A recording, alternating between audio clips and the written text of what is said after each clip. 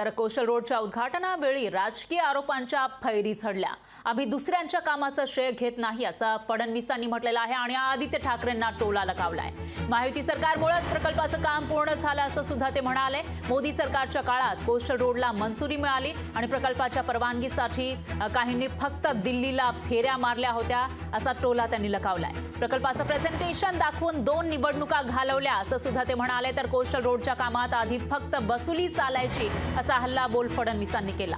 कंत्राटदारांकडून वसुलीबाबत तक्रारी यायच्या असंही फडणवीस म्हणाले। थोड्याच वेळापूर्वी कोस्टल रोडच्या एका मार्गिकेचं लोकार्पण झालं आहे। यावेळेला राज्याचे मुख्यमंत्री आणि दोन्ही उपमुख्यमंत्री बोलत होते।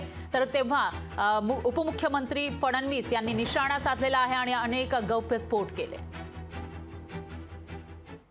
उबाठाचे जे बाळराजे आहेत त्यांनी सांगितलं की हे सगळं आम्ही केलं आणि आमच्या कामाचं श्रेय हे घेतायत। पहिल्यांदा तर त्यांना सांगतो, आम्ही दुसऱ्याच्या कामाचे श्रेय घेणारे लोक नाही आहोत। जे आम्ही करतो त्याचं श्रेय आम्ही या ठिकाणी घेतो। या कोस्टल रोडची संकल्पना काही नवीन नव्हती, अनेक वर्ष ही संकल्पना या ठिकाणी होती।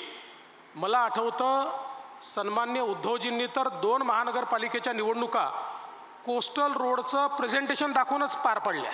मी अनेक सन्माननीय मुख्यमंत्री आणि विशेषतः जे शेवटचे मुख्यमंत्री UPAच्या काळातले महाराष्ट्रातले होते त्यांना ड्रीम प्रोजेक्ट म्हणून दिल्लीला जाताना बघितलं।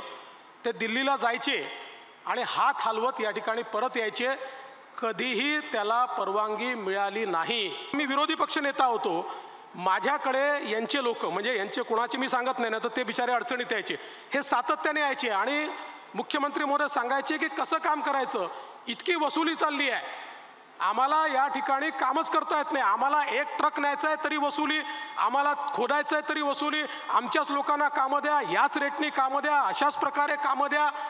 अशा प्रकारचा आता कोण त्यावेळी इकडे आमदार होते वगैरे मी ते काही बोलणार नाही, ते सगळ्यांना माहिती आहे कोण काय करत होतं। लोकशाही मराठी ऐका, पहा, जागरूक रहा।